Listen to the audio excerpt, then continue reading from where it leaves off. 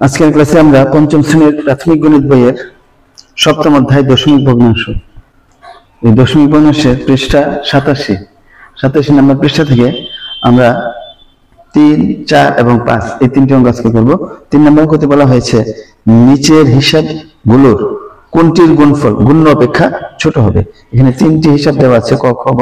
এর মধ্যে কোন গুণফলটির গুণফল গুণ্য অপেক্ষা ছোট হবে। তো আমরা একে একে দেখি। প্রথমটা হলো 3.2 গুণ 3.2।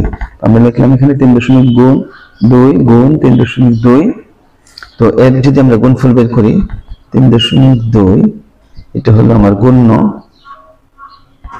এবং এই 3.2টা হলো গুণক। এখন আমরা গুণ করি। আমরা জানি ডান দিক থেকে গুণ শুরু করতে হয়। গুণকের ডান দিক থেকে 2 দিয়ে এই প্রথমে 2 কে তারপরে 3 কে গুণ করতে হবে। 2 দুগুণে 4, 3 দুগুণে 6। এখানে 0 অথবা ক্রস যেটাই দেওয়া যায় 0। এরপর আবার 3 দিয়ে গুণ করতে হবে এই দিকে। 3 দুগুণে 6, 3 গুণ 3, 3 3 কি হলো 9। যোগ করে ফেলি 4, 6 যোগ 6 সমান 12, 2 হাতে 1, 9 রেখে 10। তাহলে গুণফল হলো 1024। এখন গুণের মধ্যে ডান দিক থেকে 1 অঙ্ক পরে দশমিক, অর্থাৎ দশমিকের পরে 1 অঙ্ক, দশমিকের পরে গুণের পরে 1 অঙ্ক। তাহলে 1 যোগ 1 হলো 2 অঙ্ক। তাহলে ডান দিক থেকে 2 অঙ্ক পরে দশমিক বসবে। এটা হচ্ছে আমার গুণফল। তাহলে এখন আমরা লিখব, দেখতে পাচ্ছি এখানে গুণফল হচ্ছে 10.24 এবং গুণ্যটা ছিল আমার 3.2। তাহলে গুণটা লিখলাম 3.2। আমরা যদি বরাবর উপরে নিচে বসাই তাহলে দেখতে পাচ্ছি দশমিকের পূর্বে আছে 10, পূর্ণ সংখ্যা 10, দশমিকের পূর্বে পূর্ণ সংখ্যা 3। তাহলে অবশ্যই গুণফলটা বড়। এটা হচ্ছে বড় আর এটা হচ্ছে ছোট। সুতরাং এই অঙ্কটার মধ্যে গুণফল বড় এবং গুণ্য ছোট। গুণফল বড় এবং গুণ্য হচ্ছে ছোট। এই চিহ্নটাতে বৃহত্তর চিহ্ন বোঝায়, অর্থাৎ বাম পাশটা বৃহত্তর এবং ডান পাশটা ক্ষুদ্রতর। সুতরাং 1 নম্বর 3-এর কতে গুণফল বড়, গুণ্য ছোট। আমরা 3-এর খতে চলে যাই। খয়ের মধ্যে লেখা আছে 0.97 গুণ 0.97। তো আমরা গুণ করে দিই 0.97 গুণ 0.97। এখানে আমরা একটা গুণ চিহ্ন দিই। এটা দ্বারা বোঝাচ্ছে এটাকে গুণ করা হচ্ছে। সুতরাং এখন আমরা যদি গুণ করি, এটার নাম হচ্ছে গুণ্য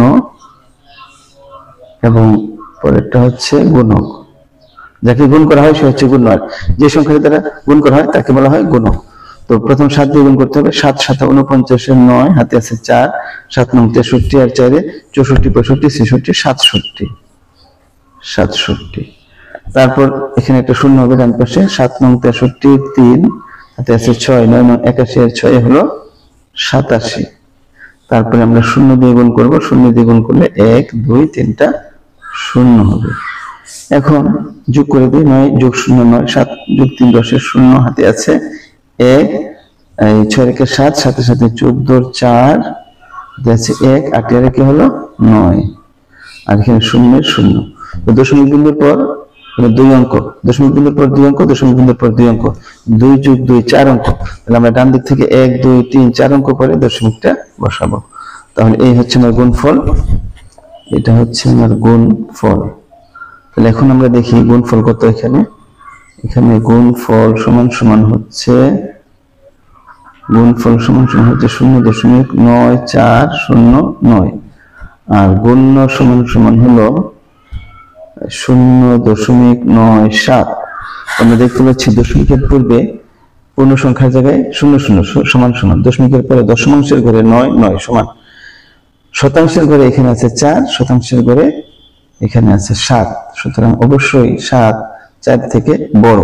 সুতরাং গুণ্য বড় এবং গুণফল ছোট। তাহলে এটা হবে বড়।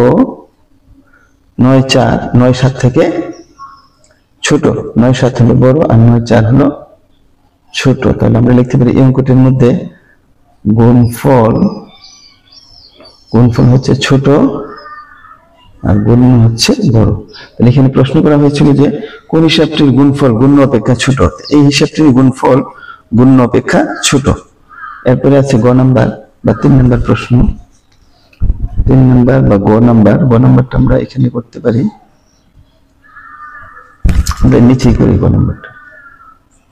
1.01 গুণ 1.01, 1.01 গুণ হলো 1.01, এটা হচ্ছে গুণ্য আর এই অঙ্কটা হচ্ছে গুণক। তো আমরা 1 দ্বারা শুরু করি, 1 গুণ 1 1, 1 গুণ 0 0, 1 গুণ 1 1, তারপর 0 দিয়ে গুণ করলে 3টা 0 হবে, 1 2 3টা 0, আবার 0 দিলাম, 1 দিয়ে গুণ করলে এই 1 0 1 এগুলোই হবে 1 0 1, কারণ 1 দ্বারা গুণ করলে কোনো সংখ্যার কোনো পরিবর্তন হয় না। 1 যোগ 0 1, 0 যোগ 0 0, 1 যোগ 1 2, 0 যোগ 0 0, 1 এর 1, দশমিকের পরে 2 অঙ্ক, দশমিকের পরে 2 অঙ্ক, 2 যোগ 2 সমান 4 অঙ্ক। তাহলে আমরা গুণফলে ডান দিক থেকে 1 2 3 4 অঙ্ক পরে দশমিক বসাবো। তাহলে গুণফলটা আসলো 1.0201, এটা হচ্ছে আমার গুণফল। সুতরাং এখানে আমরা দেখতে পাচ্ছি গুণফল সমান হচ্ছে 1.0201 এবং গুণ্য সমান হচ্ছে 1.01।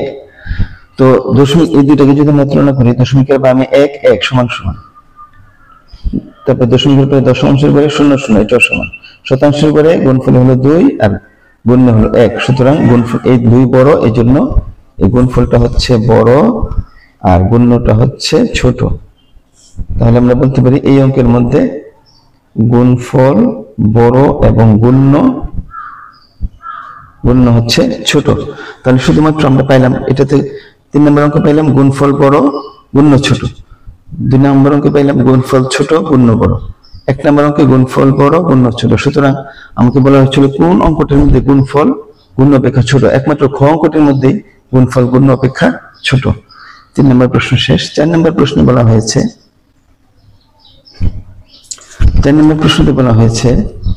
1 ইঞ্চি সমান 2.5 সেন্টিমিটার। সুতরাং 8.5 ইঞ্চি সমান কত সেন্টিমিটার? আমরা জানি 1 ইঞ্চিতে যত সেন্টিমিটার হবে, 8 ইঞ্চি যেহেতু 8.5 ইঞ্চি যেহেতু 1 থেকে বড়, সুতরাং সেন্টিমিটারও বেশি হবে, আর বেশি হলে গুণ করতে হয়। 2.5 কে 2.54 কে 8.5 দিয়ে আমরা গুণ করব। আমরা এখানে লিখবো 1 ইঞ্চি সমান 2.54 সেমি। সুতরাং 8.5 ইঞ্চি সমান 2.54 গুণ 8.5 সেমি। আমরা গুণ করে দিই, এই গুণফলটা এখানে লিখবো, আগে নিচে গুণ করি। 2.54 কে 8.5 দিয়ে গুণ করে দিই। প্রথমে 5 দিয়ে 4 কে গুণ করতে হবে, 4 5 20 0, হাতে আছে 2, 5 5 25 আর 2 27 2, হাতে আছে 2, 5 2 10 আর 2 12। তো ডান দিকের ঘরটাতে 0 বসাবো, এরপর 8 দিয়ে গুণ করবো। 4 1 32 এর 2, হাতে আছে 3, 5 8 40 আর 3 43 এর 3, হাতে আছে 4, 8 2 16 আর 4 20। তাহলে আমাদের গুণফল আসতেছে কত? এখন যোগ করে দিব, যোগ করে দিলে 0 যোগ 0 হলো 0, 2 যোগ 2 হলো 4, 2.54